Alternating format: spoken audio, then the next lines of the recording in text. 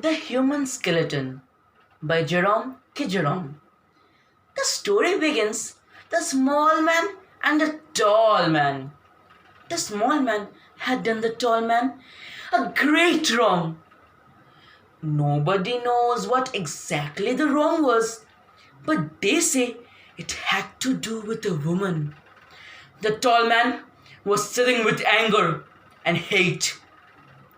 The small man knew that his life was in danger, so he fled.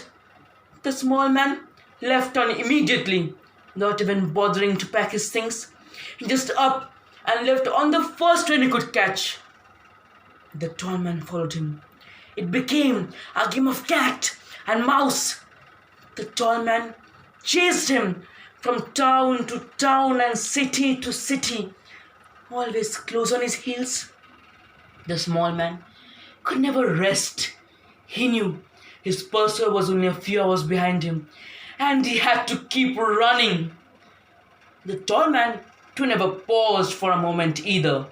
He knew he was close, and every day it drew him nearer to the man whom he intended to kill.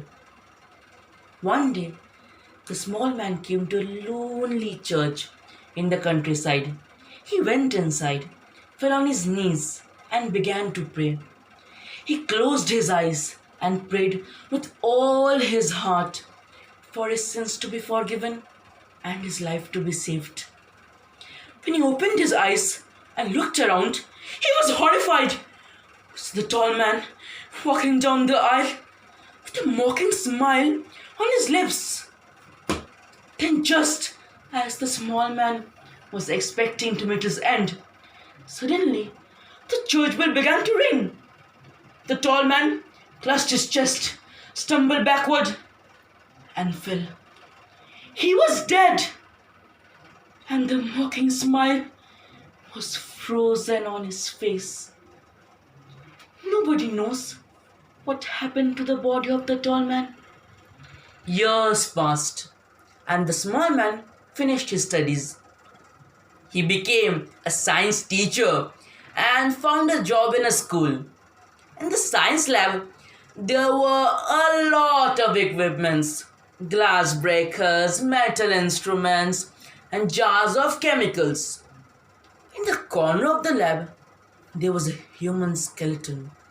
It was very old, and one day it fell apart. The small man had to visit the supply shop to buy another one.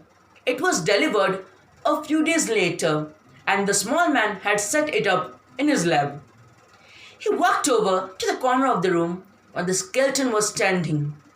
He stared into the hollow eye sockets of the grinning skull, and it stared back at him. An hour later, the janitor was locking up the school. He knocked on the door of the science lab, but there was no answer. He opened the door and peeked inside. The small man lay dead on the floor. Around his throat, there were red marks of bony fingers, and in his eyes, there was a look of utter terror. Thank you.